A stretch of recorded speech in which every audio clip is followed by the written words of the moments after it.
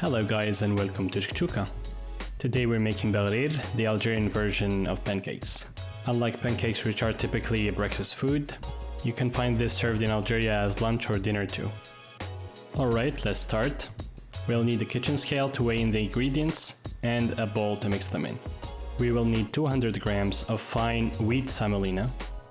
Let's add 100 grams of all-purpose flour, 1 tablespoon of white sugar, 1 tablespoon of dry yeast, and half a tablespoon of salt. No need for the scale anymore. Break 1 egg in the bowl. Add half a liter of lukewarm water. This will help kickstart the fermentation process. Whoops, I forgot 1 pack of baking powder.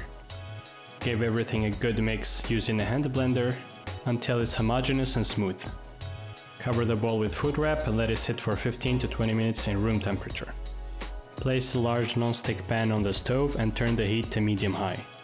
Put the Baghrir mix nearby, and we'll need a clean kitchen towel on which we'll stack our pancakes. The towel will prevent the pancakes from sogging. Uncover the bowl and give it a mix with a ladle. Make sure the pan is hot. Take half a ladle of the mix, pour it in circular motion in the center of the pan, and spread it very gently with the bottom of the ladle. You will quickly see bubbles forming, and this is how you know you've done everything right. Now let it cook undisturbed until you can see no liquid on the surface. Use a spatula to lift the pancake, make sure it has browned on the bottom and place it on the kitchen towel. I find cooking Baghrir quite relaxing. I like watching the bubbles form and pop and the liquid slowly disappearing.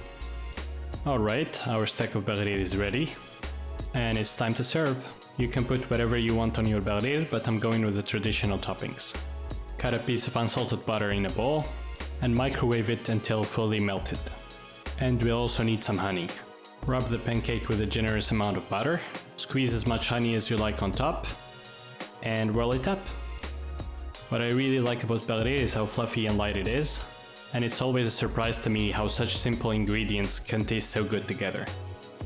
That's it for today folks, you can find the ingredients in the description down below.